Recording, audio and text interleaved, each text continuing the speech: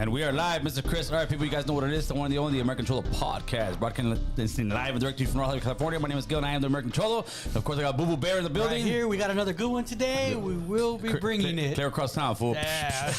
Clear across town, homie. Right. Yeah, well, I got here. I said, shut up already, Boo Boo. Boo Boo talks. Talking too much. Yeah, he talks. Oh, so, yes, where did you grow up? Oh, yeah, I've been there. No. That's what you're supposed to come and do on air, man. Yes, so we have a full panel today. We got a full panel. We got, of course, the man who is part of the legendary Chicano group, Jerry Salas. What's going on, my man? How are you? Gil. There you go, bud. and my boy, Bernie Bernal, running for, what district are you running for, Bernie? Congress District 29, Northeast San Fernando Valley. Northeast San Fernando Valley. Vallero in the building, homeboy. Sir. Yes, sir. So let's start off with you, Jerry, man. Like I was telling you earlier, but I had to stop myself too, man.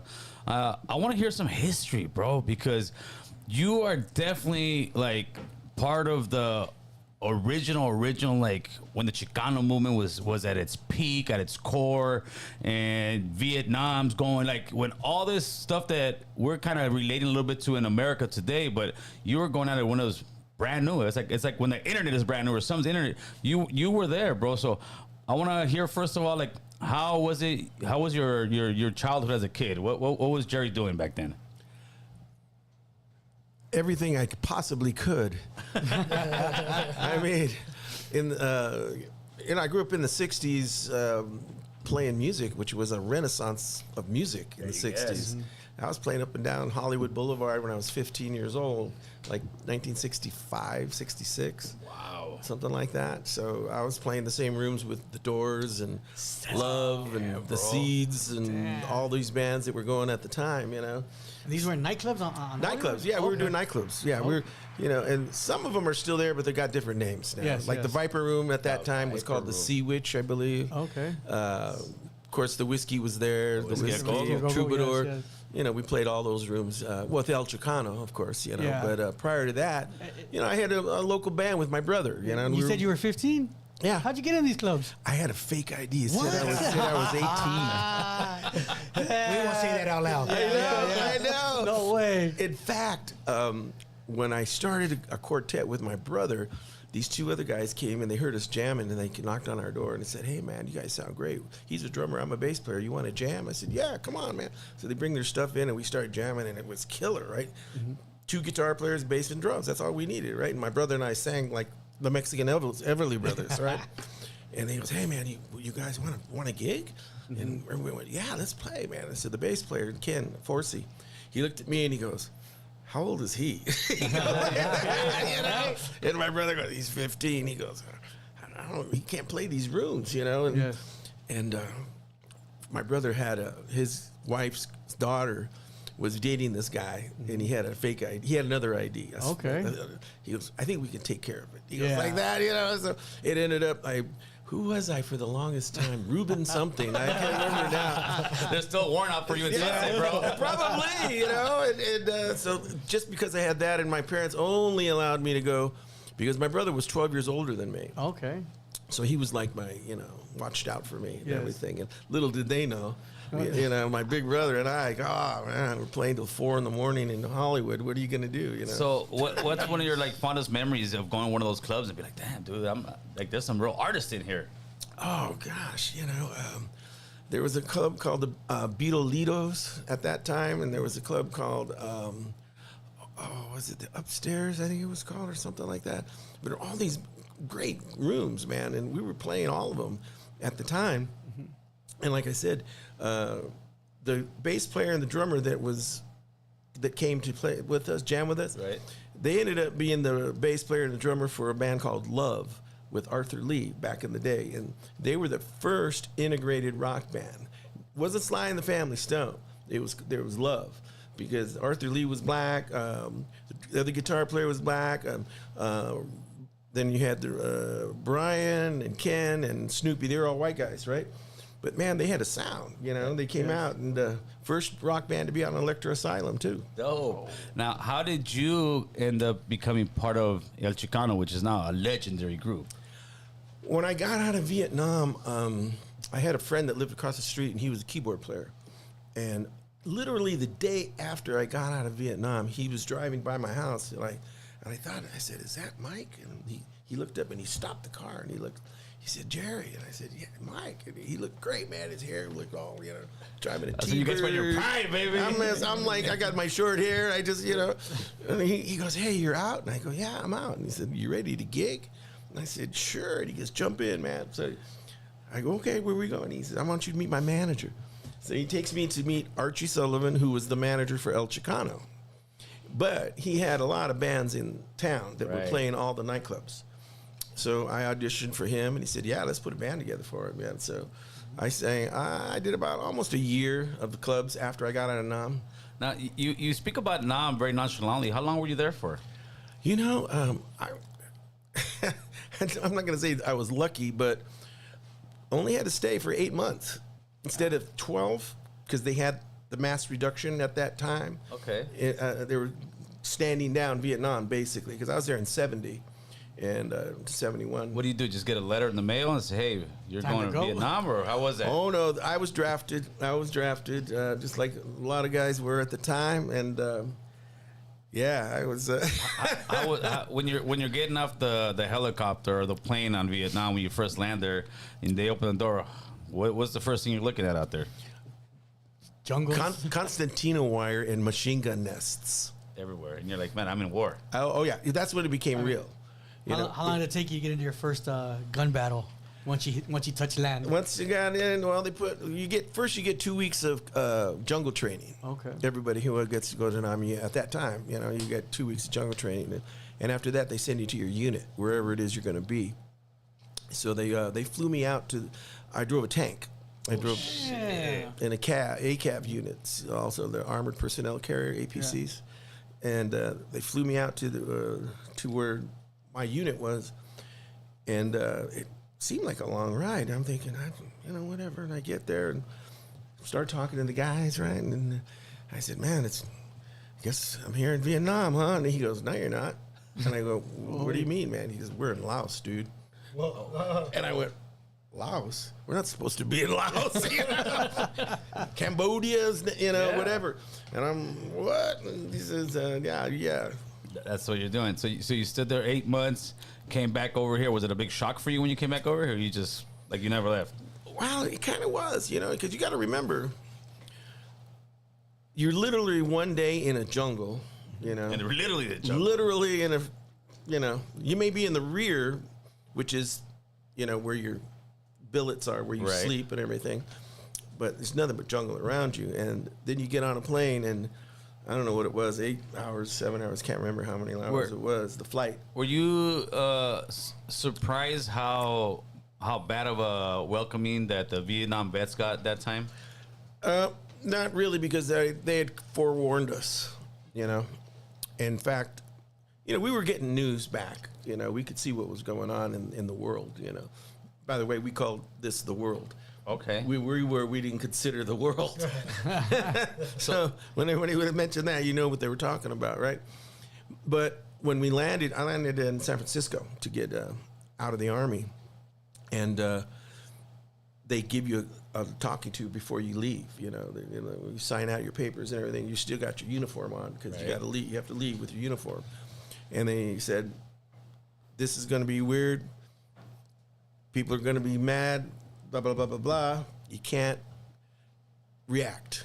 As long as you have the uniform on, I don't care if you signed out, until you take that uniform off, you still represent, right? Yes. So you can't react to what these guys, girls, whoever is going to be saying and doing to you, because that's what's happening. Yeah, they're back then they were calling Vietnam vets baby killers, and that was like one of the big ones out there. Big time. How did it feel going and fighting for your country and coming back, and some people are still looking at you and calling you a spick and disrespectful terms, which is like, man, I just went and fought for my country, but back here I'm back to being a fucking beaner, man. Yeah. I mean, facts. So how did that make you feel? Piss you off, right? It pisses you off, and my whole thing was I've always been a singer, writer, guitar player, and I knew what I was going to do.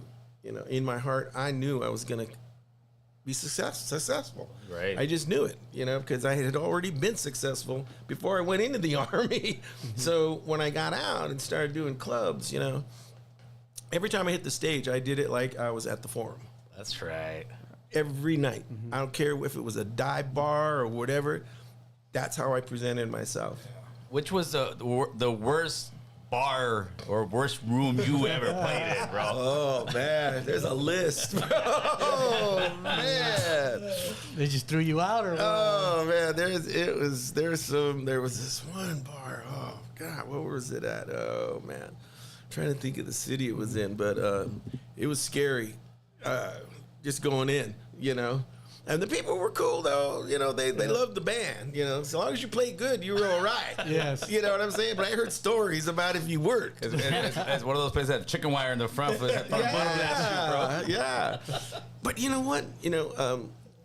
That doesn't change just because, okay, fast forward, now I'm in El Chicano. Okay. And we're doing concerts, right?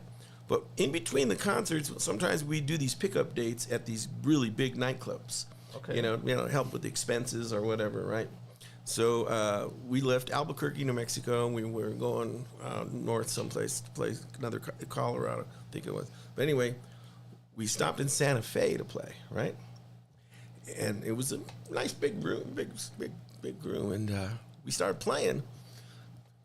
I mean, we were 2 songs into the set, and I hear pop, pop, and everybody's splitting, and people are falling to the ground, and I'm going, what the hell's going on, man, And I look, and there's a girl laying on the floor with a bullet in her leg. Oh, damn. And I'm like going, what the hell?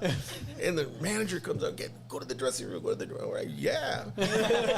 So we go to the dressing room, and turns out some guy walks in, sees his girlfriend dancing with some other guy. It's always a woman. You know it. It's always a woman. So anyway, they're taking her out on a stretcher, right? And she's got bandages around her leg, and she's apologizing to us. I'm so sorry. And then we're like, hey, don't worry about it. You better talk to your man. You're the one with the bullet in your leg, And as we're doing that, this detective comes up to me, and he goes, who's the lead singer? I go, I am. He goes, oh, come with me. I go, all right. So he takes me back to the bandstand, and he goes, show me where you were standing. I go, well, here's my microphone, right? So you were standing right here? He goes, yeah. And he looks at me, and he goes, you need to buy a lotto ticket, dude. I go, well, what are you talking about?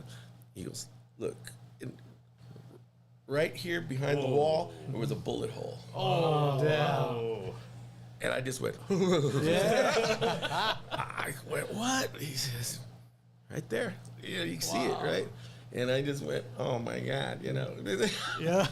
Now, you guys have extremely unique sound in the Chicano in the band, right? Yeah. Now, where did that whole sound come from? It evolved. Initially, like the first album, you'll notice was an instrumental album. All the music, Vivo Tirado was the big hit off of that album. #1 in LA for 13 weeks, I think, something like that. And then as the albums progressed, they started adding vocals, to it. Right. And they had a girl at one point. She did the 3rd album, I think, or 2nd or 3rd album, and she sang 2 songs. And we actually still do Sabor a Mi. We have to. People, People request that a lot. Man, if we don't play it, they get upset, Yes. because, we're kind of famous for that song because of her. So we still do that song. But I danced to that song for my wedding, bro. You really? I actually did. That's why I tripped out. Because I'll be honest with you, I didn't know it was El Chicano that did that one. No, and so I said, oh shit, that's the guy right there, bro. So it was that much more exciting. Thank you for that one. Oh yeah, man. Yeah. So when our vocals got better, and when I joined the band, we added a lot more.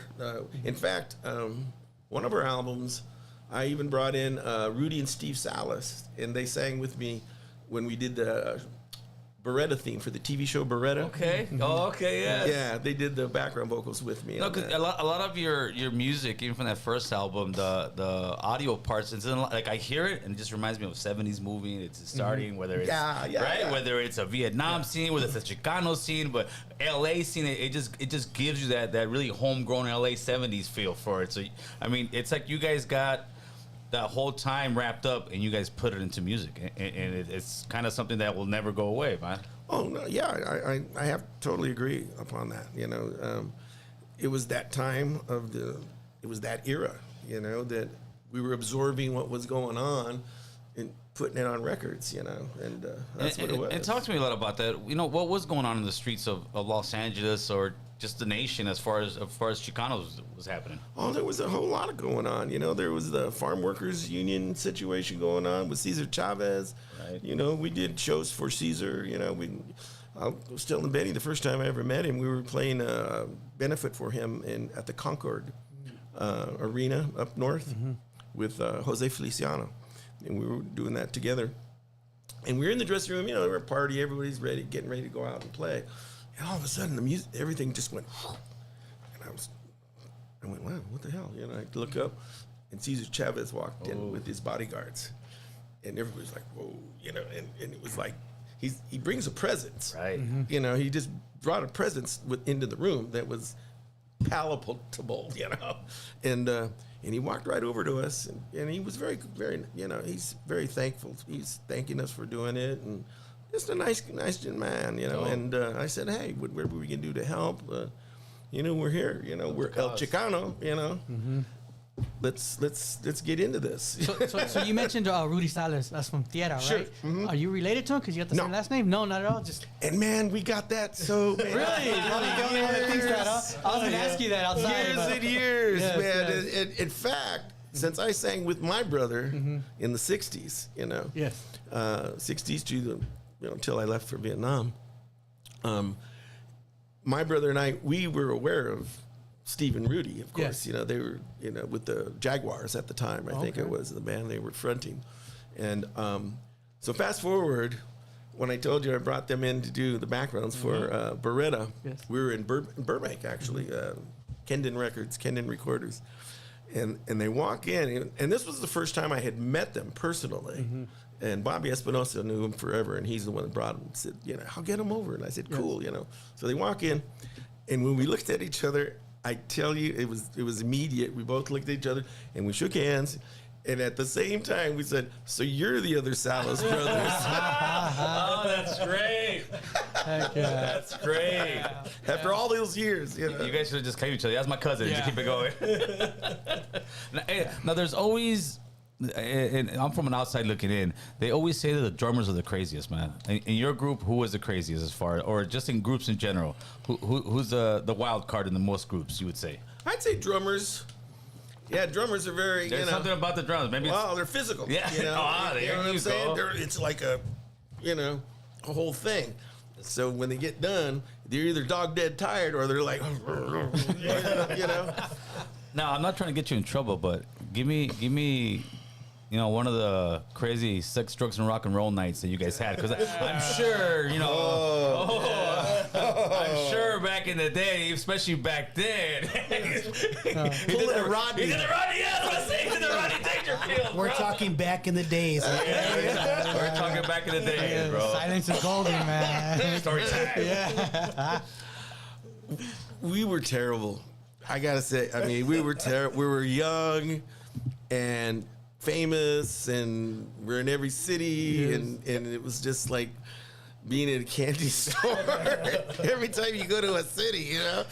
And we took advantage of that. You guys partied. Oh boy, yeah. Which city partied the hardest, man? LA or New York, or the East Coast or West Coast? Man. West Coast is pretty crazy, you know, but we played a lot in Denver, Colorado. Denver, Colorado, huh? Yeah, and in that time, you know, like I said, we were all in our 20s. You know, for sure. And they just had the most beautiful Chicano girls in Colorado, man. And I was just like, wow, you know. There's about 20 Salas over there. Oh my God. You got a kid that's 37 years old looking at his mom right now. You know, I look like this guy. my wife actually told me one time. She goes, "You know what I'm waiting for?" And I go, Oh, gee. "What's that, baby?" You know, she goes like, "The knock on the door." They're like, what knock? I go, "What do you mean the knock on the door?" The knock, and said, "Is Daddy here?" You know, is Jerry Yeah. here? And I'm like, That's not me, babe. That's not me. and I'm like,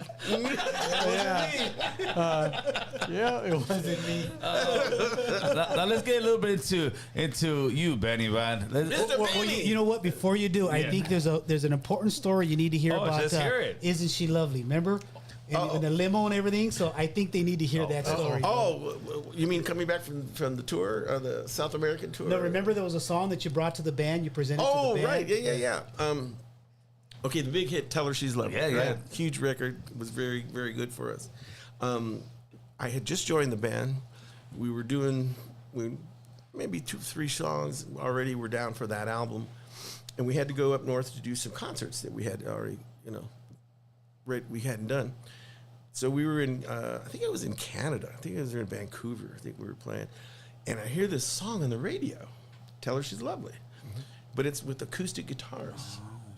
And it's pretty, though. It's really pretty. Yeah. And I like the melody, and it's kind of light, I said, man, I got an arrangement in my head for that, though. That would be great. So I went and bought the 45. Those are the days when you can buy a 45 right. Still with got a little hole in the middle, you know what I'm saying? And I bought it and brought it back. Okay. So here we go. We're at rehearsal, and I said, "Hey, I got this record. I got an arrangement. You guys, let's check it out. Listen to it and put it in. So we put it on, and they look at me and they go, "That sucks." Just killed the vibe, huh? And I'm like, "What?" They go, "Oh man, we're not recording that." Blah blah blah blah blah. Blah. They just. Trash. And I'm the new guy. I'm the youngest in the band, and I'm the new guy. So, I didn't have a whole lot of clout, right? Mm-hmm.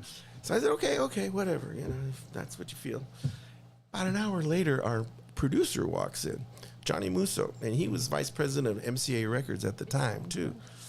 And he walks in, and hey, guys, how you doing? Johnny, the way he did, he's real, Italian, Yeah. And he goes, I got this song I want you to check out, and we're like, oh, okay, put it, whatever, man. So he puts it on. It's the same freaking song. Record you got. Same No record that I brought like hours before. And man, the other guys in the band turned and looked at me and gave me the dagger eyes, and started, what are you going behind our back, going to the producer to get your music played and this and that? I go, whoa. Johnny, have I ever talked to you about this song? And he was very, Yeah. Oh no! I found this song. I think it would be a great song. I think this da da da da da da da da. And he looks at the band, and there was this silence, And I just leaned forward, and we were rehearsing. And I grabbed the microphone and I go, "You want to hear my arrangement now?" Yeah. They go, "Yeah, all right, let's hear it." Yeah. So they did, and that's what came out. Connect with my Bluetooth, Chris. Chris, connect with the Bluetooth. Huh. No, let me see. So is that your voice right there singing? Yeah. I can play it from here. Here we go. I did it with 2 girls, Sherry Williams and Cruz Baca. Great singers. Sherry was amazing. Yes. The same year she sang with me on that, she sang on Come and Get Your Love with Redbone. Classic, bro. That's a classic, bro. Well, this song brings back memories from the Universal Amphitheater, man. the Universal super slow, Amphitheater. super love jam. I have different memories, brother. I have different memories. Yeah, we'll stick with mine. Don't go to those memories. You won't get tired. Oh man, but What was the biggest audience you guys ever played for? That'd have to be the LA Coliseum. We did the Watts Festival. Watts Stacks, I guess it was called at that time. 112,000, I think. Jeez, bro. That's I thought Universal was packed. Hey, we just played the SoFi, and there was 40, 50,000 in front of us, a month ago. Wow. How's that feel going out to a audience that big? Do you feel the energy of that thing, or to you is it just another gig? Oh no, you feel it. You feel. You know what? We're all connected one way or another. The way I look at it, emotionally, maybe not physically, but our consciousnesses we're connected, Right. and it's palatable when you have people that are excited together, and you feel their emotion, Right. And it gets your adrenaline. I'll give you a real quick story. Yeah, sure. We were on the road. I stayed in the sauna too long and I burnt my vocal cords. And we had to do a show that night with the Temptations in Albuquerque. And I was talking like this. I couldn't talk, In fact, I showed Bobby Espinosa some of the vocals that I was doing, and I was like, I got that. And they took me to the doctor, and he just looked. He goes, "Oh man, you burned your vocal cords." Blah blah blah. I'm going, "Oh shit." So we go to do the show, right? And that particular venue, it was kind of down inside half of it. And our limo pulled in behind the stage, and the audience was already up there. Yeah. Lights were on still and everything. So, and they could see the limo pull in, Yes. Right. And when we opened the door and got out, all I heard was this. And man, my adrenaline just kicked in. And I don't know how it happened or how I did it. We went to the journey. When we hit the stage, I started singing like a bird. Man. Yeah, that's right. You're a rock star, baby. Yeah, shoot. You got to do what you got to do. Yeah, it comes out. Throughout all this time, did you have your mom and dad with you? Yes. And how were they taking it? That my son's a rock star. Where they say, "Ay, wait, no te crees muy chingón. You're still so and so to me." They were always so supportive. My dad was a singer, guitar player. He's the one that That's where taught you me. got it from. Oh yeah, he taught me and my brother. My brother was 12 years older. When I was a little boy, I used to go to the dances, and he'd be up there playing and singing, and I've told many of this story when we went to see him play, and everybody was dancing, he was playing away, it was smiling. The next morning, we're having breakfast, and he's counting all this money out. And I'm eating my breakfast looking at all this money, man. And I go, "Hey, Dad." And he goes, "Yeah, son." And I go, "Well, what's all this money?" He goes, "Well, you saw me play last night, right?" And I go, "Yeah. Well, this is for the guys. I got to pay the guys. We're going to pay everybody." Literally. And I looked at him with this look, man. I was like, I must have been 8 years old. I don't remember. But I just looked at him and I said, "You got paid to have that much fun?" And he went, "Well, yes, son." They're like, "Oh, shit, I know what I'm going to do." That's right. From that moment on, I knew what I was going to do. Is it still fun going out there and playing? I love it. That's right, brother. I love it, man, because music touches the soul, Absolutely. It Who's putting all these heals. venues together? 'Cause, when you go, it's El Chicano, it's Tierra, it's War, it's all these big groups, Yeah, it's different Little Willie promoters. G. Yeah, different Oh, it's different promoters. that are doing it. Like tomorrow night, we're going to be at the Greek Theater tomorrow night with War and Ozamatli and Nice. Tierra, I think. And I think the Midnighters are even on that show. Yeah. We'll be there. Little Yeah. Willie G goes Yeah, too? I got. Hey, for sure, stay off the freeways tomorrow, Oh, bro. yeah. Man, Yeah. you You're gonna be at the guys got Greek? the Lakers, got the Dodgers, got Oh my God, that's Yeah. going. That's why he's. Oh, okay. Yeah. A lot going on. You a said. lot going on. So you guys will be the Greek tomorrow, huh? Yeah, we'll be there. Yeah, tomorrow's Friday, right? Yes. Yeah. Tomorrow.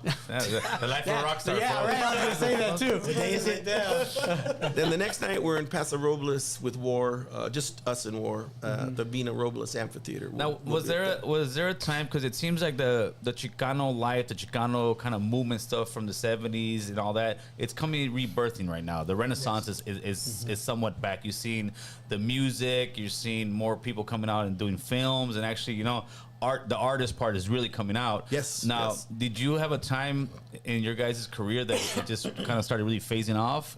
Oh yeah, in this business, it's highs and lows. It's peaks and valleys. And if you can survive the valley, You're gonna survive the peak. the peaks are easy. Yeah. Yes.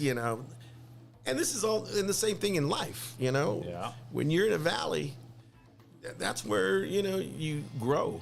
Really, you start growing as a person because it's easy to be on the peaks. You know, Right. I mean, everybody, everything's cool, right? That's you know, right. but when you're in the valley, that's where character is built, and that's where you learn from. You know, and we were in the valley. You know, and in fact, I did a show with the band. We played it used to be called the Hollywood Palace. Now it's called. It's across from the Capitol Records on Vine. What's On that? Sunset or something like Yeah, that? what's it called now? It used to- Cahuenga Vine or something like that, somewhere in that area. I know what you're talking You know about. what club I'm talking about?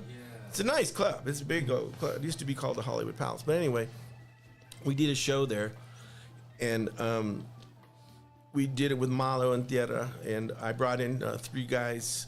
I brought in 2 guys from Earth, Wind, and Fire to play with us, and I brought in Ronnie Laws to play with us, and just killed it. The reason why we did it was to get another record deal, because we didn't have a record deal, and this is what what you were talking about. And we got offers, but they were like very insignificant to us, you know. And I told my wife at the time, if we don't get this going, you know, we're going to have to think of something else, because I'm not going to do it unless we can do it on the level that we're used to doing it. Right. And so that didn't happen. So I moved to Las Vegas actually, and I got into real estate. Okay. So I got into real estate. So at that time, that was a valley. What year was this? 90. Okay, so at 90, it's pretty much you're at the valley. It's Yeah. If it ain't money, get money, that making sense, because you got to still pay your bills. You still got to live a certain lifestyle. The wife still wants to go out and have fun, and if you ain't got no money, you ain't got no wife. Yeah, pretty much. And 2 babies. And 2 babies. Yeah, and 2 babies, literally babies. You got a family to feed. Yeah. Now you guys had record deals like with big companies, right? Yeah, Before. we were on MCA for most all those Yeah, albums. dude, that's huge, bro. Yeah, that's why a lot of our music was used in movies.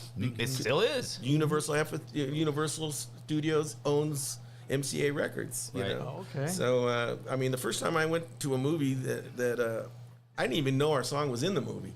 I took a date to see Michael J. Fox's Secret of My Success movie, and we're watching the movie, and then El Cayuco comes on. I go, that sounds familiar. And she goes, what? I don't know.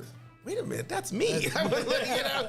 And sure enough, at the end, the credits roll. You know, El Did Chicano. you guys end up not owning any of that stuff, or just the record label ended up owning? Well, they own the catalog, you know, but the songwriters still, you know, you get your royalties. But back then, was the royalties much less as today? You think, or you think? Well, they were better then. They were better then, huh? Yeah, now it sucks. All they get now, it's minuscule what you get now. You get like a penny for a million hits. or Oh something. yeah, it's ridiculous, and everybody's talking about it. That's in the business, you know. They're just taking such advantage, you know. Now, when you were doing real estate in Vegas, were your billboards like, "Oh, Chicano will sell you the house," or did you just Mr. Salas? Yeah. It was Mr. Salas. Huh? Yeah. Oh yeah. Yeah. Did you ever get recognized when you were selling a house? Somebody said, "Hey, man." A couple times. Yeah.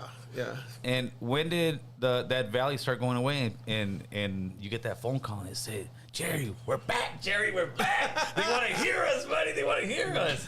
After I moved back to Burbank. I lived in Burbank before I moved out. I was living there next. My wife worked at NBC at the time, and we came back.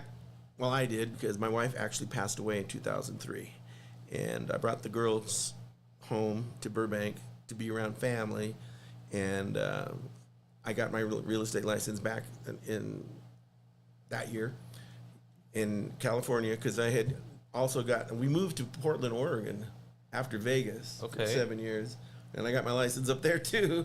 So I had my license in 3 different states, you know, and you got to take the test in every state and everything.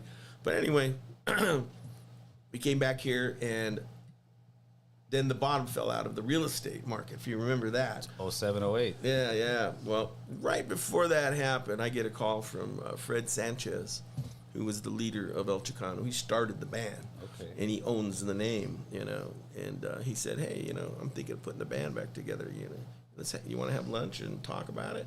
And I'm thinking, "Yeah, okay." You know, the real estate was starting to, you know.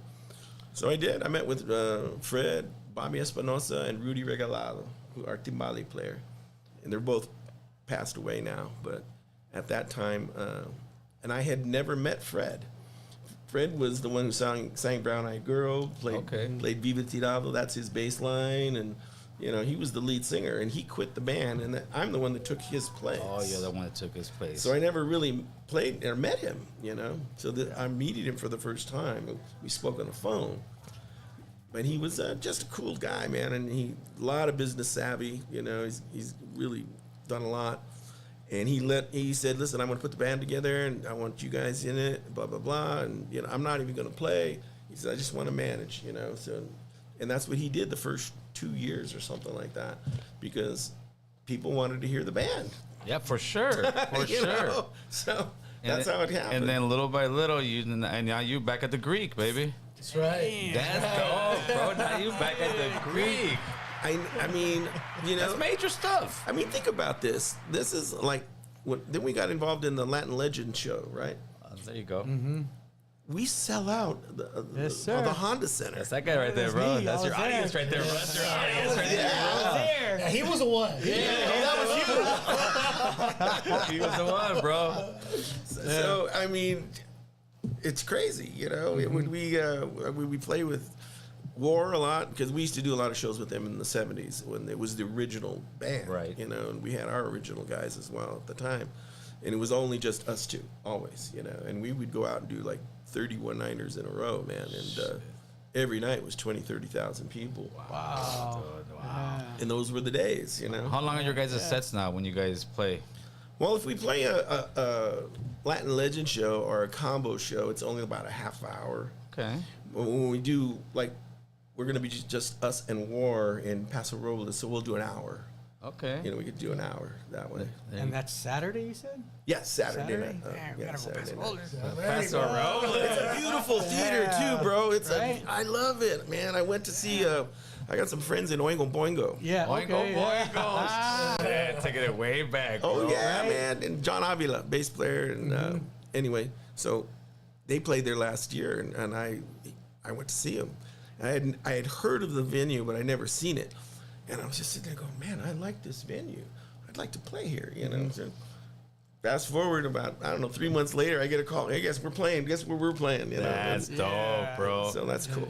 So life is making a full circle with you with music, and you're back to it. How's that feel, man? It feels great, you know. I'm, like I said, it's all I've ever wanted to do since I was a kid. You're as lucky as your dad. Everything I've done in school, even, you know, my music classes. I took madrigals, and I went to Marshall High, took madrigals there, and I just, you know, every aspect of the music, you have to do your homework, you know. I mean, some people are just gifted, you know, to play and do anything. I'm pretty gifted. I do a lot of stuff, but I do a lot of homework. You know, I study different singers, different, you know, players, different. You take a little bit of game from everybody. Oh, yeah, you have to, you know. And We got a 499 super chat. Appreciate that, Mr. Miguel Moreno. Saludos. Question for Jerry. What does being Chicano mean to you, and any advice on how to live and go about life coming from your life experience? well, just be who you are. And I don't care what it is, you know. But for me, be a Chicano. If that's what you are, bro. And love it and hold on to it and cherish it, because we have a great history, you know. And my family, you know, my dad grew up in Ventura area, and from what I hear, it's like one of 5 families that started that whole area, you know. My dad was a truck driver, and my mom worked in the packing house in the Ventura area. So they'd bring the food in, and my mom would pack it, and my dad would truck it. That's how they met. That's how they met. That's how they met. That's man. how you came about. That's where I popped up. That's Came out of one of the packages. Glad I wasn't freeze dried. Hey, did you ever get to meet Ronnie Dangerfield?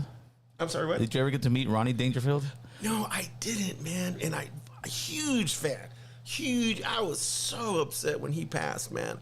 But I got a quick story for you. Yes, please. Okay. John Avila, Oingo Boingo. Yes. John was into running long distances. Okay, he was in I hadn't seen John for a long time, and he was playing a lot with Boingo at the time. And I went over to his house. We were cutting some song. I can't remember what it was. But the first time I saw him, I hadn't seen him. and he was so skinny, man. He was just like a toothpick, and I'm like, what the hell? What happened, bro? And he goes, I'm a vegetarian now, and I run, you know. I go, bro, have a cheeseburger. You know? I didn't know what to tell him, right?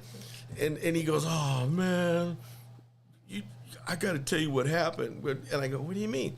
He goes, this is when they did this movie called Back to School with Rodney Dangerfield. Yes, they did the party scene. Yeah, the party scene. That's right. Okay, check this out. You're gonna laugh.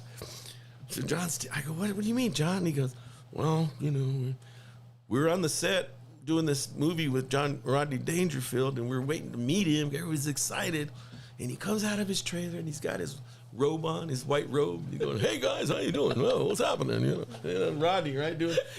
But as he's walking up, he's saying that, and he stops and he looks at John, right, and he goes, hey guys, yeah. He looks at John and he goes, hey. He goes, hey, you could be the poster boy for famine.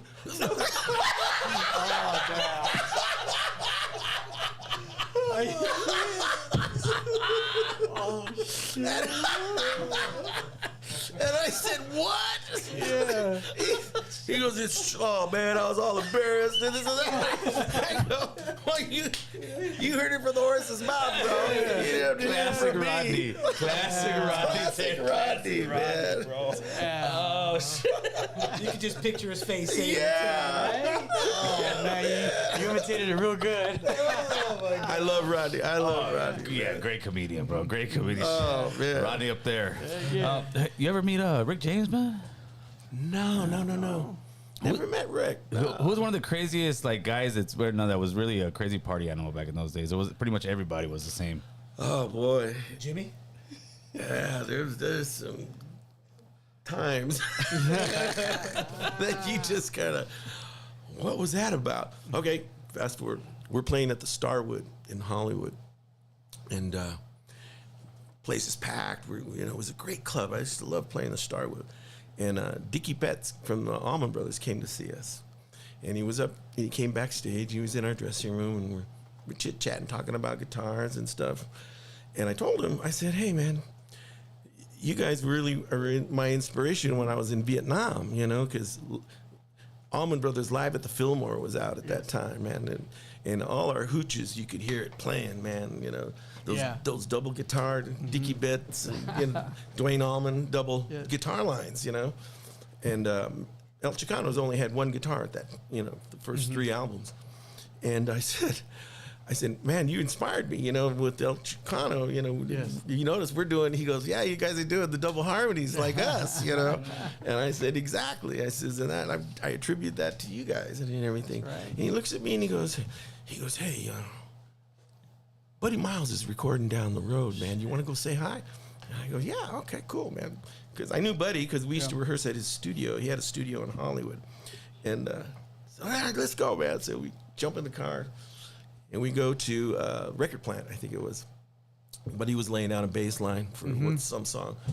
And he sees us and he goes, hey, what's going on? And he puts the bass down and he comes over and he goes, how you guys doing, man? He's go, we just came to say hello, blah, blah, blah, and everything.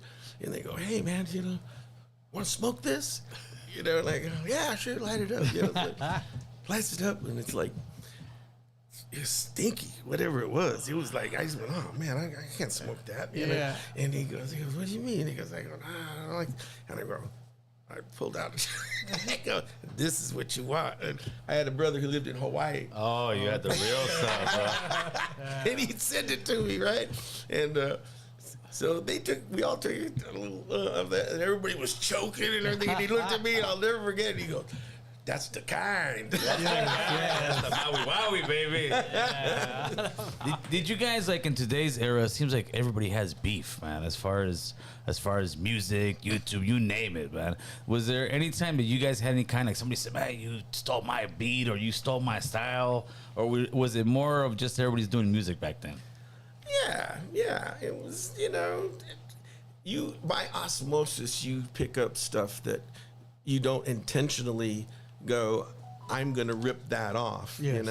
It's just osmosis, man. You feel something that's supposed to be in this section of the song or whatever, and you play it, you know, and it may sound like somebody else's stuff, but you know, everybody does that, you know. I went to see America play, and he told a story that they were in England, and he happened to end up in a party with George Harrison, and he was talking to his buddy, and he goes, I gotta meet George, man, you know. And then he goes, well, go up and say hello. So he walked over, and he goes, oh, Mr. Harrison, you know, and I'm so-and-so over there. He goes, yeah, America. And then he says, yeah, you guys are great. He loved you. You know, he loved them, right? Yeah.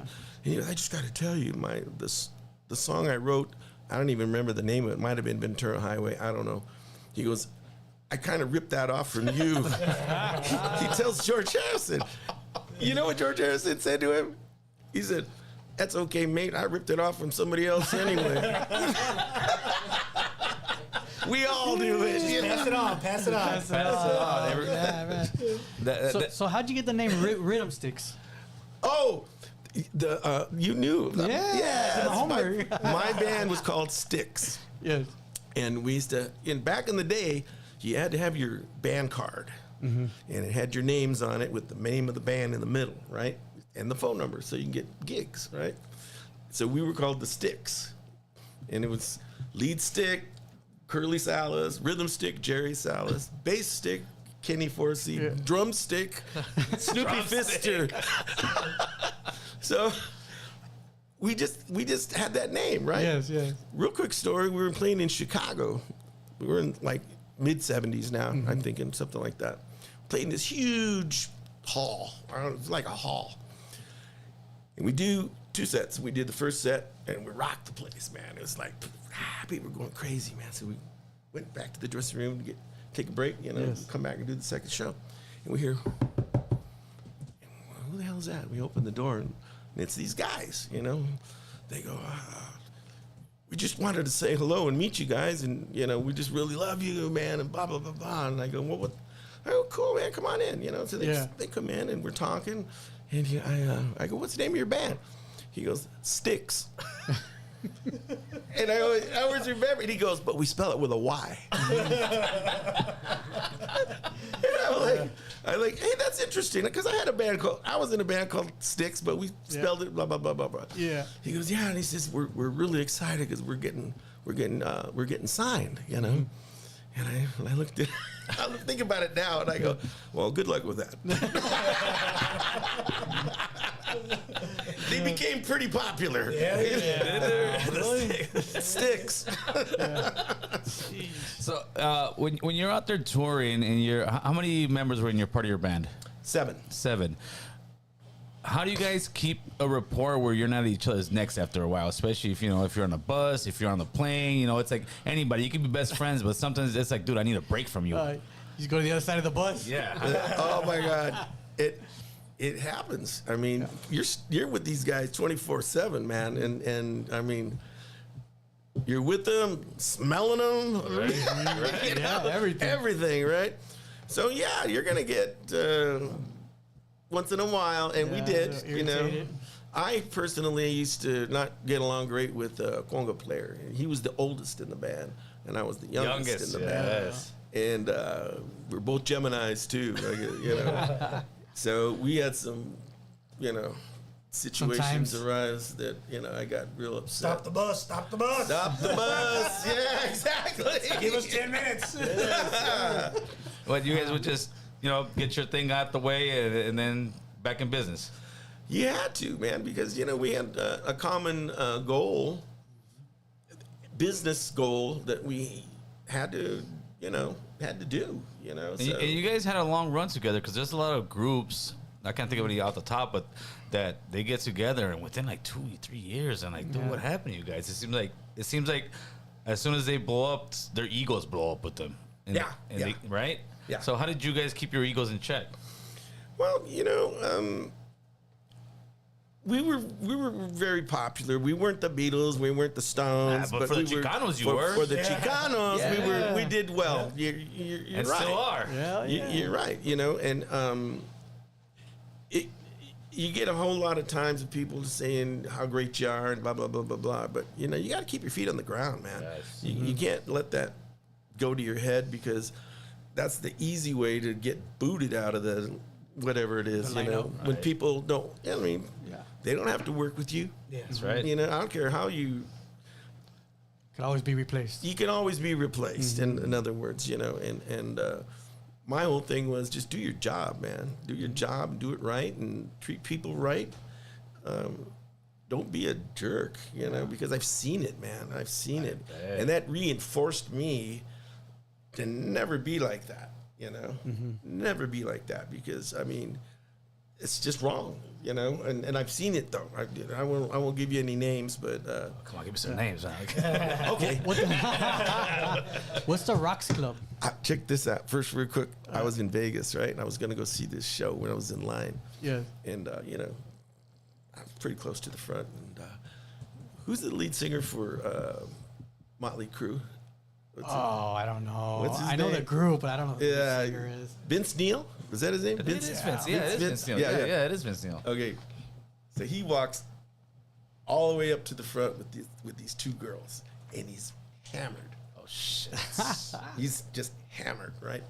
And he walks right up to the thing, and the bouncer's the guy standing Yeah. right there, and he was like going to push right Yeah. by him, and the guy just steps over and goes, "What are you doing?" And he goes, "I'm going in," and he's all Yeah. hammered, right? And he goes, "No, you're not." He tells me, and he gave him that line that I hate. You know who I am. You know what I mean? The worst line you could ever, for me, that you could ever say. And everybody's like, they all know, we all know who he is, right?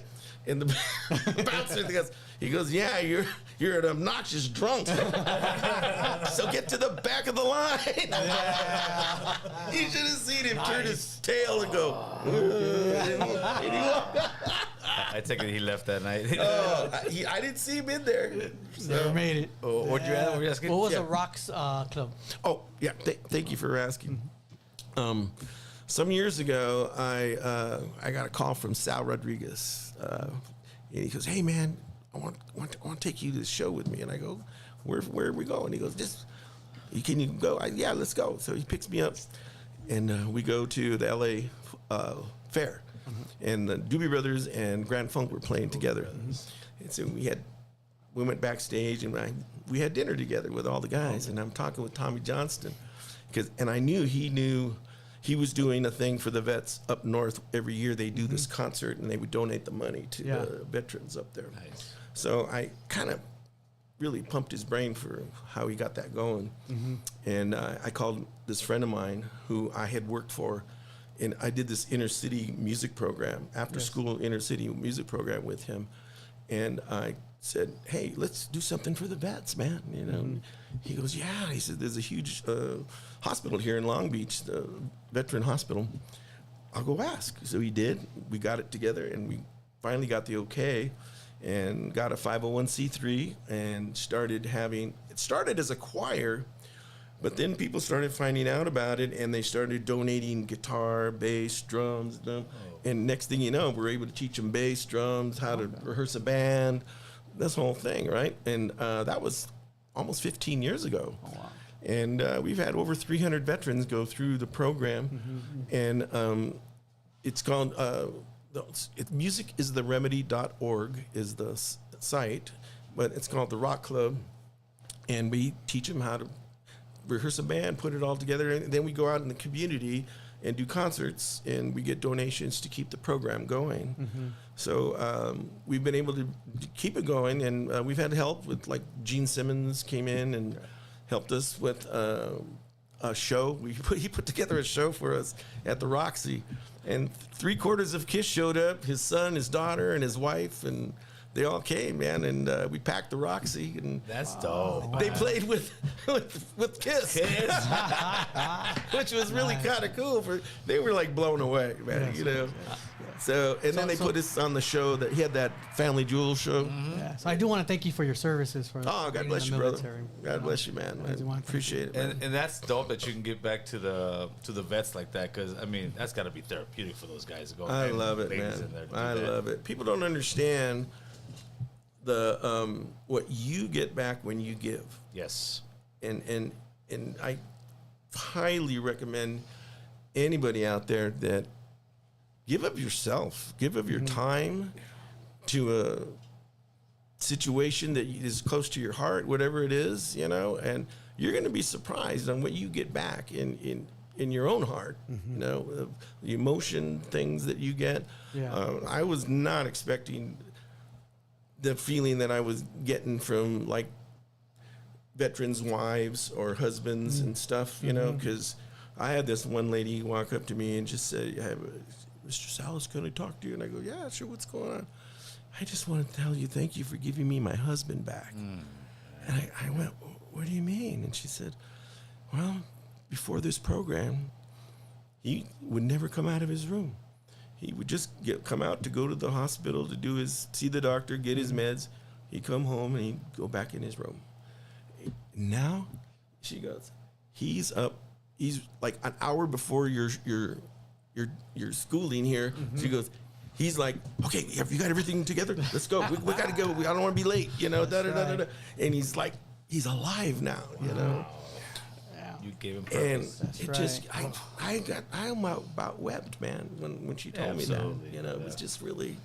Next event, I'm definitely going to make sure we share it with you guys, because when you witness and experience the transformation, brother, it is powerful. I've seen them 1 year, they're standing there and they're not really moving. You go back 6 months later, total transformation. Hey, who's this guy, man? Total Who's this guy? transformation. Well, he just came out of nowhere. Where did this guy come? Who are you, brother? Let's introduce this crazy guy with the truck with the American flags on the side. That's right. Jerry, who's this guy, Jerry? Come on. This is Mr. Benny. This is Mr. Benny right. Burnell. Bernie Bernal. For Congress. Yes, District 29? That's right. District and that's 29. where- Tell us, District tell us, 29? Benny, where are you from, Holmes? Where'd you grow up? Talk to us. You know, I grew up in Pacoima, the Pacoima projects there. You know, grew up there PJs. as the youngest of 10 kids. You know, my family comes from Michoacan, except me and my two older brothers were born here in Los Angeles. But we spent all my life has been in the 29th district. I should say 59 in my last 16 years have been in the district. You know, so we've seen the transformation. But I've always been very involved in my community. You know, even going back into middle school, elementary, and high school, I've always been like a class president. I was one of the first DJs back in 1978 at Pacoima Middle School, because Pacoima Middle School was the first magnet program with LAUSD, and they had a radio station. It was actually KPJH. It was on the radio, and we would play music for the students at lunch. We had the news. You had to play the news, the background, all of that. But, you know, even way back when, I didn't realize what the future was going to be for me. You know, my father passed away about 13 years ago, and before he had passed, you know, his name was Benito. And I had asked him, I said, hey, Dad, you know, why is it that I always want to fight for people? You know, like I'm always there to pick up the pieces, you know, and get them on the right track. And he says, mijo, it's in your blood. I go, what do you mean? He goes, your name. And I said, okay, Benito, you know, it's your name, Dad. You named me because after. He goes, no, but I was named that because my father was in the revolution with Benito Juarez and Benito Canales. You know, so it comes in your bloodline where it's there and you're always fighting for people. You know, kind of like Jerry. You know, Jerry's such a humble guy. He didn't mention this, but I'm going to mention it because I think it's a big deal. This past graduation year, Marshall High School, every year they bring somebody back who's an alumni, who's graduated, somebody who's recognized. This was a man that they chose. This was a man that Marshall High School chose this year, and it was such an amazing event. Jerry says, hey, Benny, coming down, I want you and your wife to come with me. So we went down there, we joined them, and it was, you know, it was amazing. They gave him a Letterman's jacket, you know. I mean, they hooked him up, you know. With music on it. It was killer. In the audience, like you said, they are the Beatles for the Chicanos, you know. And you know, Marshall High School is puro raza there, right there, you know. And they're all like, ah! I was waiting for Jerry to break out a guitar and start playing, you know. But awesome. But you know, just growing up in my community and growing up in Pacoima, you know, I've always even though you're around the gangs and the drugs and all that, being the youngest of 10, we grew up in martial arts and stuff. We kind of had like there was a little saying we used to say, you mess with one of us beans, you mess with the whole burrito, you know. That's right. I remember that. That's good. So no one really, you know, messed with us. We were always usually trying to, you know, keep the bullies down. Stop, you know, mess with somebody who's going to hit you back, bro. Right. You know, go around the corner, go handle it. Don't just be picking on, you know, punking people. So that's always been in my blood. So my brothers and I said, you know what? there's a lot of kids in our communities, especially in the neighborhoods like we grew up, where they don't get that first chance in life. Because some of them are forced into a lifestyle, whatever it may be. So we said, how can we help them out? So we said, we're very good, we're very athletic, whether it be boxing, martial arts, whether it be baseball, softball. So we use sports. We said, here's what we'll do. A lot of these kids can't afford to pay for their leagues. Their parents aren't around. Either one's in jail or they're just not around.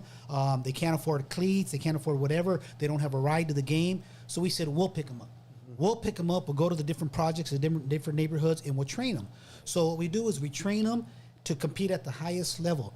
And then they end up competing in front of D1 and D2 colleges. And then they end up getting and then they have to maintain, while they're in the program with us, they have to maintain a minimum of a 3.2 GPA.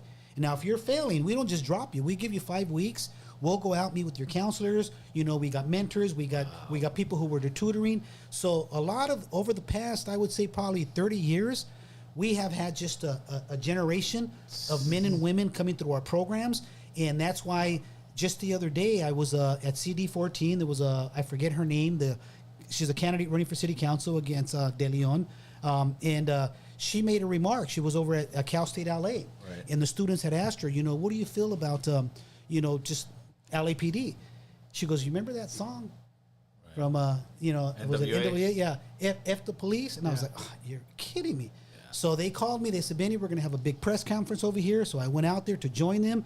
And because, like I shared with you, Gil, you know, a lot of these young men and women that we have mentored, we've told them, look, you're going to be successful, but don't forget where you come from. Right. Mm-hmm. It's the same thing I told Tony Cardenas, Alex Padilla, all the rest of them as they were growing up.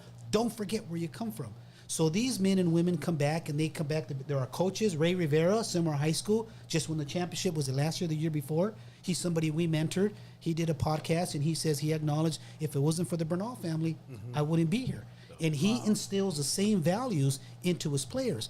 So their coaches, their police officers, their law enforcement, their teachers, they're coming back into our communities and just keep the doors revolving. Yeah. And this is what upsets me, because the Latino political machine that we were talking about, that I had shared with you before, you know, the podcast, it was good intentions. We always blame, going back to Chicano movement, man. It wasn't really the Chicano movement. It was more the Mecha movement, you know. And this was at CSUN, and the Mecha movement really had us brainwashed, indoctrinated. The white man's a problem, you know, blah blah blah, so on and so forth. And it kind of got instilled in us. So we always blamed the white man for our failures. So then one day I said, then why don't we just build our own Latino political machine? If we keep saying we can't trust these politicians, let's build our own. Right. 5 issues we were going to deal with. It was a 24-year plan, run for every level of government, including the courts and the judges, and then the presidency in 2028. Keep that in mind. The 5 issues that we were going to deal with: gang violence, teenage dropout, teenage pregnancy, the abuse in the welfare system, and illegal immigration. And this was the Democratic Latino leadership. So fast forward. What year was that? That goes back to about, I can't exactly remember. I would say maybe 2000, 2001. Okay. You know? So then, and that was during the Valley secession movement, when the Valley was looking to secede from the city. I was a part of the executive board on there. So fast forward, we now have people elected to every level of government, and things got worse. So we have a private meeting, and there's one man that controls them all. This guy's a lobbyist and a developer. You know, he develops low-income housing. You know, so of course he doesn't want to fix the welfare system, right? So then, when I asked that question, okay, guys, you know, this was the plan, and it's gotten worse. No one would look at me, and then finally he says, "Benito, let me ask you a question. 3 questions, and think about this." He says, "Number 1. If we solve all these issues, those 5 issues we're talking about," he says, "then what issues will our candidates run on the next time they run for office? And number 2, do you realize how much money comes into our city and our states through nonprofit organizations because of the problems we're dealing with? And number 3, because I was a union vice president, you know, for SEIU Local 99, and do you realize how many jobs it creates?" I sat back and I go, okay, wait, let me get this right. So what you're telling me is that we're gonna let our kids keep killing each other. We're going to let our young girls and young men keep dropping out of school, depending on the welfare system, because there's money to be made. He just went, I said, all right. Pulled his covers. I said, covers, I'll, bro. I'll tell you what, from this day forward, I'm going to do everything I can to expose you guys, you know?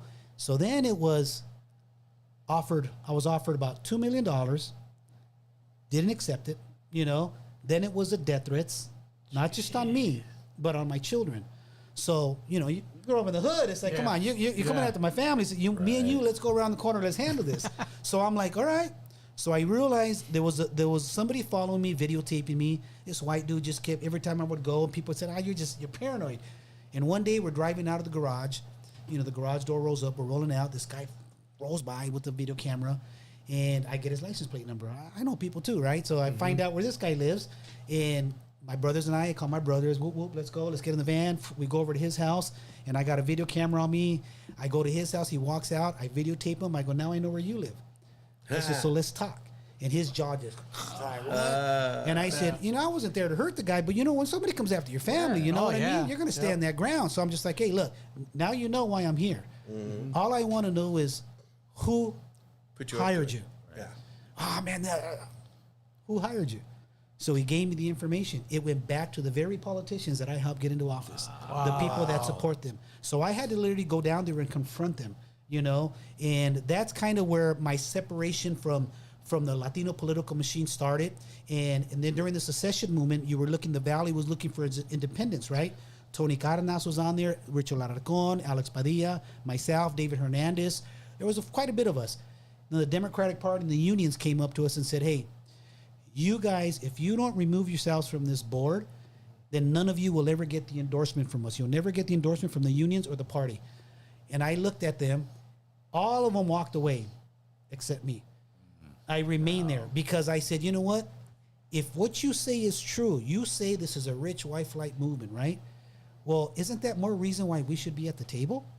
Representing our gente, fighting for our community? Absolutely. And they ended up sending, it was back then very powerful Congressman Bobby Fiedler took me to this fancy old country club, you know. I think they're going to get me with a nice steak and everything. Been there, done that, you know. and pretty much it's just like, you know, here it is, Benny, you got to step away. And I said, nah, it's not happening. I said, because we need to stand up and fight for our community. Yes. You know, and what I've seen through all these politicians is they talk a good talk. They're the same color as us. They run under the faith, the flags of faith, whether it be Catholicism or Christianity, but they're actually Marxist and communist. And they finally admitted it, you know. And what they do is they just exploit the sufferings of our community. Yes. Because of all the money that is made through gang intervention programs, so on and so forth. And, you know, I don't have to explain it to you because you see it. Things they get, $10 million coming into our district a year, there should be some type of an impact. Something should be happening. But, yeah, so that's why I never wanted to run for office. I mean, I had to do it in 2016 when I ran against Tony Cardenas when I was still part of the Democratic Party, and it was all just the Lord. The Lord told me, you're going to run. You're going to challenge him because there's a lot that needs to be exposed. You touched on Trump. I ended up getting invited to the Republican convention through David Hernandez, who's the LA County Regional Chair for the Republican Party, and also with the Los Angeles Hispanic Republican Club. So he invites me over there. I'm at a big table with all the leaders of the Republican Party, right? And we're talking about my platform. Oh, we need to appoint you to this this committee, that committee. And then David says, hold on, guys, hold on. He's a Democrat. Half of them got up and walked away. No way. The other half stood there. The wiser ones stood there. They said, okay, let's talk. So then they were going to make a selection for who are we going to endorse as for the presidential candidate. So then they asked me. They said, Benny, let me ask you a question. Who should we endorse as the next presidential candidate? And I held out my platform, and I held out Trump's platform. I go, I'm a Democrat. Where's the difference? Besides the D and the R. Yeah. That was it, because the platform that we knew as Democrats, conservatives, was exactly lined up to what Trump was fighting for. So they I don't know if that's what pushed him to make that decision, but he ended up getting the nominee and ended up becoming the next president of the United States. You know, and history speaks for itself. You know, so again, I didn't win, and then 2018, the Lord speaks to me, and he says, you're going to run for Congress. He says, you're not going to make any phone calls. You're not going to knock on any doors. You're not going to raise any money. You're just going to get your name on the ballot. And I'm just like, are you kidding me? Like, I run campaigns. Yeah. You know, how do you win something win like that that? way? Yeah. had somebody sit down. Yeah, and my advisors were like, dude, what are you doing, drugs or something? You know? So long story short, you know, I said, I get it, guys, but I'm going to do it. And here's what really bugs me, Gil, is in that moment when God is telling me this, and I move forward with it because I was obedient to Him. I get invited once again because now I'm a candidate for Congress to the Republican convention. I meet with the leader there, Sean Steele, and he's speaking, and the Lord says, "Go talk to him." So I go talk to him after, and I tell him my story, kind of briefly, what I just told you guys. He goes, "You got time right now?" I go, "I got time." He goes, "Come with me to some meetings." So I go with them, and I meet. I'm in a room with princesses and kings and all these. I'm like, man, I'm just a dude from Pacoima. What's going on here, you know? So after that meeting, we go and we talk, and he goes, "So Benny," he goes, "let me ask you a question." He goes, "If what you say is true, that God told you to run, blah, blah, blah, and don't do A, B, C, and D, how do you expect to win?" Literally, within not even a minute, my phone goes off. And it's a text message. And I open the text message. It's a hit piece that Cardenas put out on me, that if I would have had the money, because I couldn't raise the money, if I would have had the money to put out a mailer, that's exactly what I would have put out. You know, so I show him the hit piece, and he's like, "Why would they do that?" I said, "What did the Lord say?" He said, "He's going to confuse the minds of our enemies." But during that time, Gil, and I think you guys will understand, you'll all get me why I didn't use it. He was Tony Cardenas was facing sexual allegations of a minor. You remember that? Yes. So first we knew, it was all over the papers, that it was a powerful politician, but we didn't know who. And then I went to the second hearing with David to hear the judge to find out he was going to determine if there was enough evidence. Yes, there was enough evidence to put his name out there. That poor girl, she was ranked number 4, from what I'm told, right, in the world of golf. She was going to be the first Latina to get us into the world of golf. Yeah. Wow. And they destroyed her life. Yeah. And they destroyed her family. Until this day, in our community, so when they asked me, they said, "Benny, you need to use that. That'll help you win the election." I said, "No. There's a victim. I will meet with the victim, and I will meet with her family. And if they're okay with me using this, then I'll use it. But I'm not going to use it if they're not okay with it." And they weren't ready for it. So I didn't use it. So a lot of the power players were upset with me because I wouldn't use it. But I said, "You know what? I'm not going to stand before you on Judgment Day. Right. I'm going to stand before God." And that's why this man has been so inspirational to me, you know, the love that he has for God. I mean, whenever there's some really deep issues, you know, that sometimes you just need that one person to talk to. I know who to call, you know, because this man, he loves the Lord, you know, and the things that he's done. You only heard 1% of his stories. Let me tell you, brother. He's got some stories, and the most beautiful thing is when he comes over to stay with us, because when he comes out here, he stays at our pad, you know. Breaks out the guitar.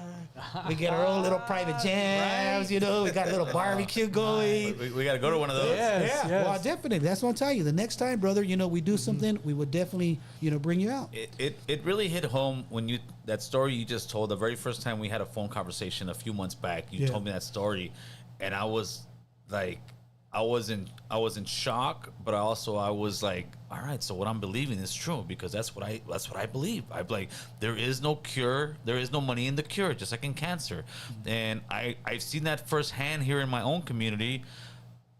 Trying to do the turkey giveaway this 23rd November. Every year I try to pull a permit. It's always a hard time. Me and my boy Bruno were supposed to go out there. We had the whole plan laid out. This is what we want to do. We want to go to the park in my hood. We want to do flag football. We want to do some boxing. We want to do some NA meetings. We want to do some this. The LEPD has that small park there, but they don't do anything there really, right? So we gave it to the city. We had a meeting with them. They came in here. We laid out our plan. Didn't ask for any money. Said, this is what we want to do. They said, okay, well, let's look back. Oh, then they said, okay, we're going to have a meeting this so-and-so Wednesday, right? Right before that meeting, they said, "Hey, we're pulling our logo off of your thing. You guys go ahead and do it with the LAPD."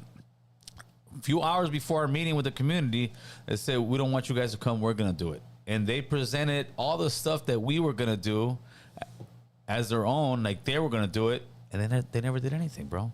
And that's the reason, because I called them out, that they kind of hate my guts. But I'm like, wait a minute, you guys got the funds, you guys got the place.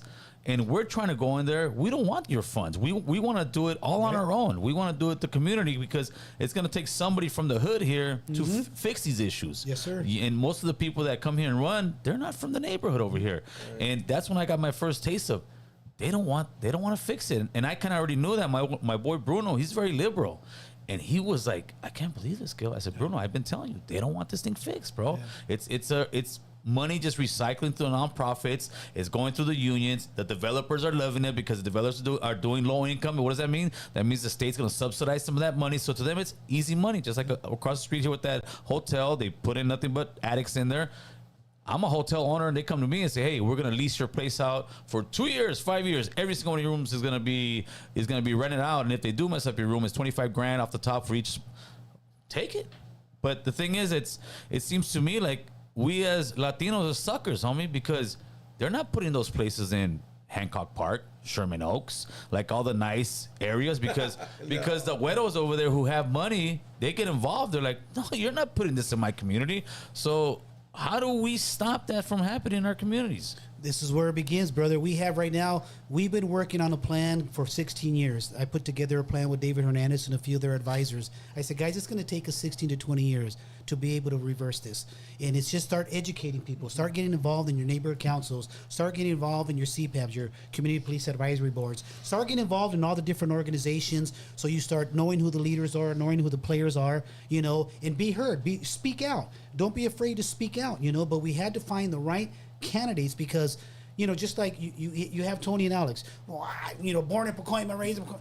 Yeah, you were, but you were nowhere around the streets like we were. You know, you were filled with a silver spoon. You don't understand what it is to go through the things that we went through, you know. So all of a sudden they're in a position of power, and they just forget where they come from, because now I'm the man. It's because they take that check. They take that money that you refuse to take. It's just a revolving door like this, brother. It just goes around every campaign issue. Okay, we're going to give you millions of dollars to do some type of a program, right? But the majority of that money, when I run for re-election and my people run for re-election, you got to come back in. You got to donate the maximum contribution. Yeah. So a lot of that money goes in, and people see it. Like I said, I've heard these stories from other people. I had to do my own research investigation, and because when I first started trying to expose the Latino Democratic Party, people started calling me a coconut. People started calling me a sellout. People just started saying, well, you know, Benny, it's just because they didn't pick you to be the next city councilman. No, it's not that they didn't pick me. It's that I said no. Right. I did not want to be tied into their strings. So we had to build our own kind of machine, and we did it through the Los Angeles Hispanic Republic. And remember, I was a Democrat. Right. And I had David helping me out in the Los Angeles Hispanic Republican Club because we didn't care about party. It was all about the people. You know, it doesn't matter whether you're a Democrat or Republican. You're still my neighbor. Yes. You're still in my community. Policies. You still may be the person. If I can change your life as a young man or young girl, you may be that one person who may have taken my son's life. So if I can change your life, so that's what we did. We said, hey, this year we ran 10 candidates, 10 or 11, something like that. 5 of us made it. You know, now you have 5 of us that are here ready for election. No one gave us a chance to even make it to the general. They told me my party told me I needed $1 million to make it to the general because I'm in a very blue district. And I said, that's because you guys look at the numbers, you don't know the issues. If you knew the issues and you knew my gente, you would know that they're sick and tired of this machine. Yes. They've seen it, right? You've been here how long, Gil? Yeah, dude, 81, baby. I've been here this long. So you've witnessed it, Absolutely. You know, and we see it. How long you been here, Boo? Oh, 76. 76. You know, so we've all seen it. We've seen the decline. Yes. We've seen our own gente in power. And that's why I tell people, don't vote based on somebody's race. Don't vote based on whether they're Democrat or Republican. Know who you're voting for. And like I told, Luz Rivas is my opponent. She is an assemblywoman who's pushing all these transgender bills. That's why I wore my leave the kids alone. Right, You know, I spoke to Manuk and Lucine. Hey, I'm like, yeah, you got it, homies, you got it. Okay, cool. You know, but we have to be willing to stand up and fight. Yes. At the end of the day, we know that we're going to be faced with the enemy. We know that they're going to throw all their darts at us. They're going to take a lot of shots. But you know what? As a person of faith, I don't worry about that, Gil. I don't worry about death. I already know how the story ends for me. I know that as long as God has me here, he's using me for a purpose. And what he told me very clearly, this is how I got in this race. I did not want to run anymore. I was taking care of my dying mother. I was employed with LAUSD. COVID hit. And then I'm at home with her. They're sending me threatening emails. that, you know, you have to go back to work, you have to get vaccinated, you have to this, you're going to be terminated. I had 29 years. Wow. And I'm like, you know what? I'm trying to make life and death decisions for my mom.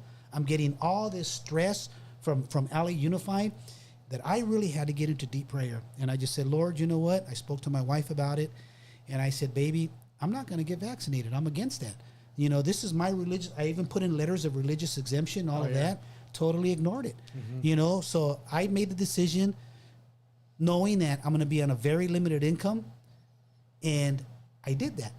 But God put me in a place right now, beautiful, beautiful location with the money that I have, making ends meet. Nice. And then he told me, she kept telling me, my wife kept telling me, I'm pointing over there because my wife is over there, but you know, my wife kept telling me, baby, you need to run. You need to run. You need to fight for the kids. People know you in your community. You've served your community. They know you. You don't need that money. Baby, I'm tired. I just want to, let's just get an RV and let's just go travel the country for 2 years. Let's go to every baseball stadium. That was our plan. Right. I can fly anywhere in the world for free because my daughter works for anywhere in the world for free. Instead, she's telling me, we got to stay here and we got to fight for the kids. And I said, baby, the little money that we have, it's going to cost us. We're going to lose a lot of our savings, but I get it. But I was still being stubborn, Gil. I'm not going to lie to you. I was dealing with the pain for 12 years in my stomach. Finally, I ended up in the hospital. You know, doctor says, you're lucky you came. But before they put me under, I heard the voice of God say, you're not going to take any meds because it was a serious surgery. You're not going to take oxy or Norco or that. You're just I'm going to heal you. And the doctors are going to see it. You're going to be a miracle. Okay. Put me under. I wake up. My wife's there. First night, she can't sleep. The doctors are coming in. Hey, all this Norco. And I said, no. God said, I'm okay. Just give me a Tylenol 800. I took a Tylenol 800. I told my baby, go home, rest, because I don't need you getting sick either. That night, I heard the voice of the Lord. And he says, you're going to run for Congress. And he said, I'm going to take the head of the snake out. Now, the head of the snake, as I know it, and we know it in the community, is Tony Cárdenas. So I'm like, okay. So I tell my wife. She's like, okay, baby, that's confirmation. I call my political advisors. What are you doing, drugs again? You know? And I said, I get it. So I had a struggle with it. So I called Angelica Dueñas first to have a conversation with her. I tried to call Luz Rivas to find out, hey, if you were to change your positions, your policies going after parental rights, religious freedoms, leave our kids alone, you know, pretty much. I don't need to get in this race. Well, Luz never answered. You know, her office never connected me. Angelica, we had a great conversation, but unfortunately, she wasn't going to change her positions either, right? So we went ahead and we did it. And right when I pulled papers, remember what the Lord said, that he was going to take the head of the snake out. So I pulled papers to run. 5 days later, the Congressman Cárdenas announces he's not running for re-election. Right. Now, I tell you, is that not the power of God? That's where we're at, because I tell people say it's a red wave that is coming. I don't say that. I say it's a Holy Spirit wave. The Spirit of God is moving in a way that he has never moved before, because if I never was one who really studied the Word of God until I was dealing with all them death threats and all that. I mean, I literally fell to my knees and studied the Word of God for 3 years, and I started to understand politically connected spiritually with the timelines, you know, especially with what's going on in Israel right now. Like I tell you, we are living in the end of the last days. And I say, so what our campaign has been more, the Lord even told me, the logo on my campaign is Noah's Ark. And you know how much crap I got from people? Don't use that. You political right. You can't use that. I said, I'm not listening to you. You know, this is what he told me to use. This is what I'm using. So I end up getting to this far on $8,000. $8,000. And people are like, how did you do that? I just trusted him. We go out there, my wife and I, with the team we have. We don't have a very large team. We're going to need at least 100 volunteers in the next weekend. I'm hoping some of your people will be willing to get involved. And it's just going to be putting up door hangers. You know, I'm letting the opposition know we're coming for you. We're not afraid of you. You know what I mean? We are not afraid of them whatsoever. We know what we're fighting for. So where can those people like reach out to you so they can if they go to my website, it's bernalforcongress.com. You can pretty much go onto a link there. And also there's another number. What's the other number, baby? 818-305-5404. 818-305-5404. You can send a text message there, because we're not just fighting for our kids. Right. We're fighting for all of our kids. Absolutely. And their generations to come. Now, what exactly area does your district Ooh, borders. Very large district. So it's pretty much everything between the 210 freeway, where it meets the 5, the 405 to the 101. Almost everything in between. So you have Sylmar, you have Mission Hill, San Fernando, Panorama City, Van Nuys, Arleta, North Hollywood, Panorama City, a little bit of Reseda, a little bit of Burbank, Valley Village, Valley Glen, Lake Balboa. That's a big area. Very large district. Very large district. But you know what? God has been bringing people to our table. I've got some of the top leaders, the top rabbis, the Catholic churches. Man, they organized.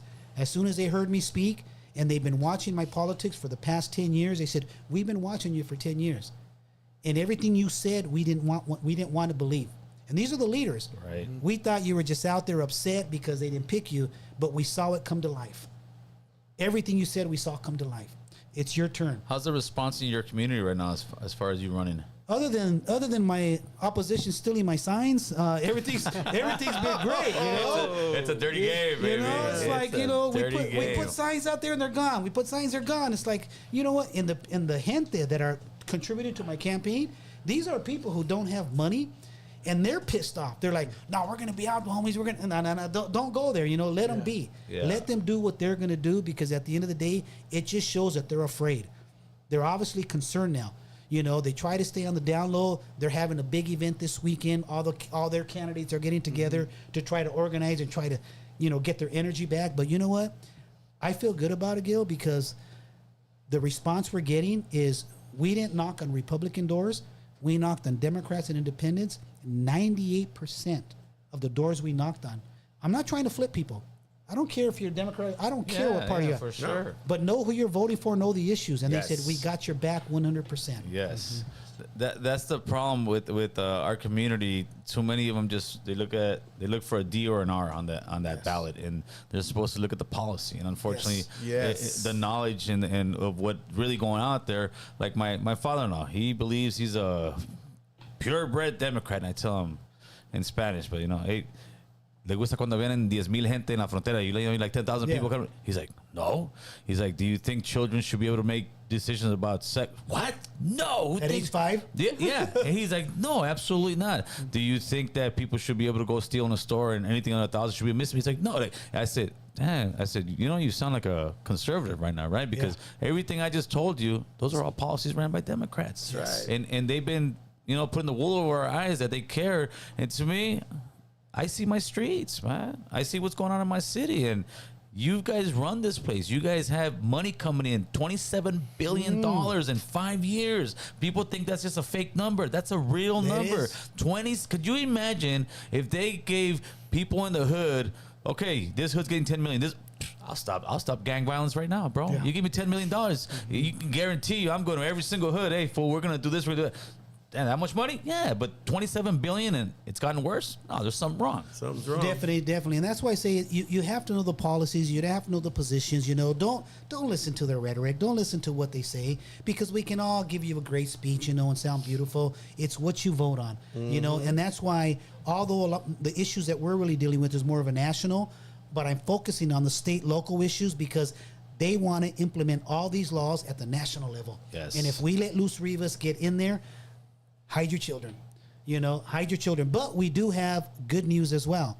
So we created what we call the CEO Act, Children's Education Opportunity Act, because you have the public schools right now who are indoctrinating our children, right? Yep. And parents are leaving the school district like never before, private school, whatever. But what about our gente who can't afford to take a day off of work or a week off of work, time off work, while I have to homeschool my kid, or I can't pay for this, pay for that? So we got together, as a former union vice president and a bunch of others, and we created the Children's Education Opportunity Act. So for the parents, I want them to hear this. We were going to have on the ballot this year. The Attorney General stopped us. In 1998, there was a proposition passed, Prop 98. What that means is every child, whether you're here legally or not, you get $17,000 that go to the school system.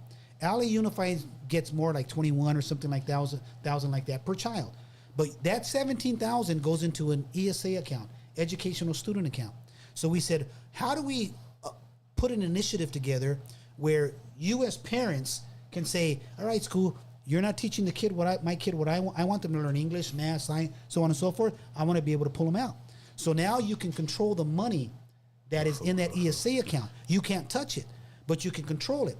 So now if you do the math, if you're receiving $17,000 every year, by the time you get done with elementary, you're going to have thousands of dollars left over. Roll it down middle school, thousands of dollars over. Roll it down after high school, thousands of dollars left over. And you're still going to be able to put your kid in a private school, homeschool. Churches are going to be allowed to create their own schools, whatever. If you have 10 parents, you can create your own charter. You know, we found ways so that we wrote it so that people can't abuse the system either, because you know how gente can be sometimes. They're going to find a way. So pretty much, so that was the plan. That was the goal. The Attorney General, state of California, we had a deadline to turn in the language, because the language, you can't just put on the ballot what you want. They have to adjust it, make sure it's legal, constitutional. So we put it in 2 weeks before the deadline. They responded to us the day after the deadline and said, "Oh, this word has to be changed." Ooh. And we're like, "Wow, dirty politics." But now they can't stop us in 2026. So that's why this election and everything that we're working on is leading up also to that election. Because how much pushback are you getting from the unions in LA? you know, the unions know not to bother me, because they couldn't convince me when they offered me big money. They couldn't scare me through the death threats. You know, they know they can't move me. So I'm not getting any from them, other than the fact that they endorse my opponent. Of course. But that's okay, because anytime there's an election, when I was elected by the members, not appointed. A lot of these union people were appointed by the international. No, I exposed the corruption within my own local, SEIU Local 99. I mean, the entire executive board had to be removed, facing federal charges, including the city councilman in LA. And that was because they used our money to build the first phone banking system. So you know them automatic computers with headsets, it starts dialing voters. We had three mobile trailers with satellites. You go out into a community, boom, put it up, it picks up all the registered voters. Hey, we got Benito Bernard here. Come out and meet him. Well, they used members' money to build that corporation, and then they incorporated it. That's where they broke the law.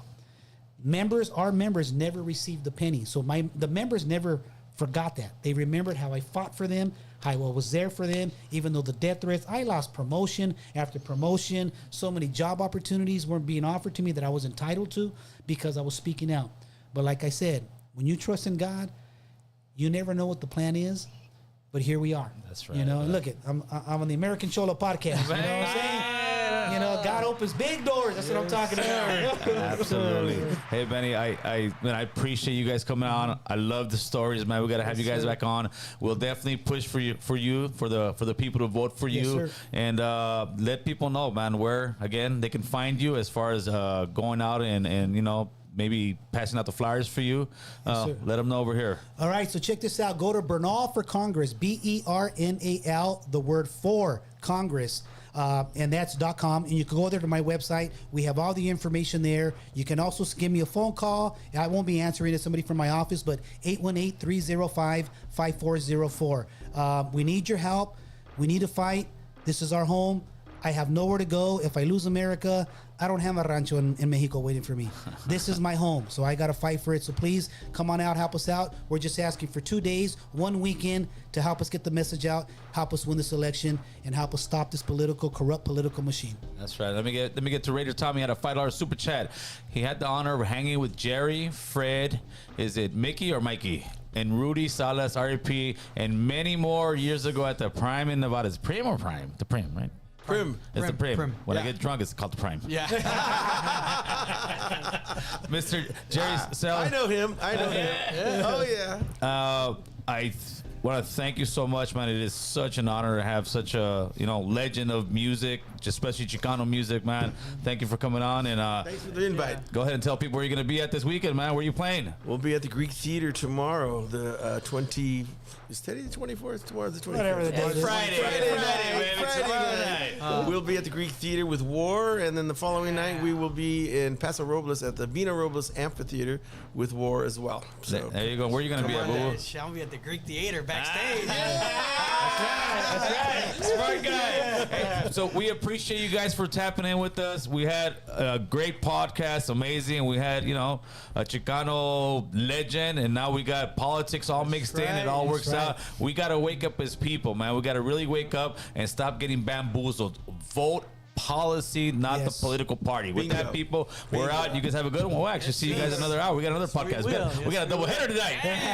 We busy. All right, thank you guys. Thank you. Oh, buddies. Woo. That was good.